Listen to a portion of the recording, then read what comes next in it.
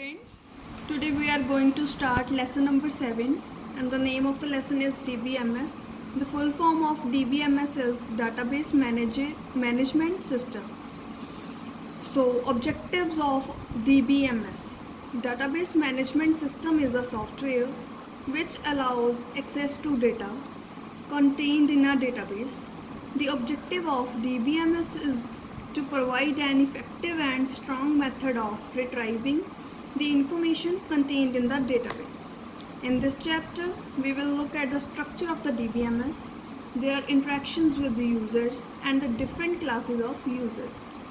DBMS allows the user to control the data and to access them. Next is design and structure of DBMS. The structure of database is divided into 3 levels. First is external level. Second is conceptual level that are based on ideas. And third is internal level. External level or user view. This is the highest level of database implementation. It allows access to those portions of database to which any user is concerned. Example, an account holder is interested only in his account details and not in the rest of information which is stored in the database. Conceptual level, this is the second level. It describes all the records and relationship that is included in the conceptual view or in the database and what information is to be kept in it. Last is internal level. This is the lowest level of database implementation. It describes how the data will be stored. It also describes the data structure and access methods which have to be used by the database.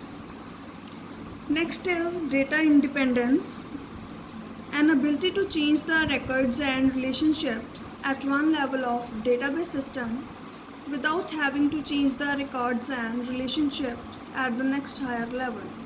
Or data independence means that it may be possible to change the storage structure without affecting the application. Classification of DBMS users. There are 4 types of DBMS users. They are naive users. These type of users are not aware of the database system. For example, users of ATM. ATM means automated teller machine. The users are instructed at every step of any transaction. Next are online users. These users could directly communicate with the database. These users are aware of the presence of the database system and have certain amount of knowledge about it. Next are application programmer. These users are professional programmers who write application programs in a programming language such as C++, COBOL, Fortran, Pascal, and include commands that are required to control the database. Database administrator, they are responsible for creating, modifying, and maintaining database. They are also responsible for recovering the database from failure due to human, natural, or hardware causes. DBMS facilities. 2 main types of facilities are provided by a DBMS. They are data definition language, that is known as DDL also. Data manipulation language, the short form of it is DML. First is data definition language. The language used to define data in the database is known as data definition language. Such languages are used to create, modify, and delete information in the database. Example, create table, alter table, drop table, and truncate are DDL statements.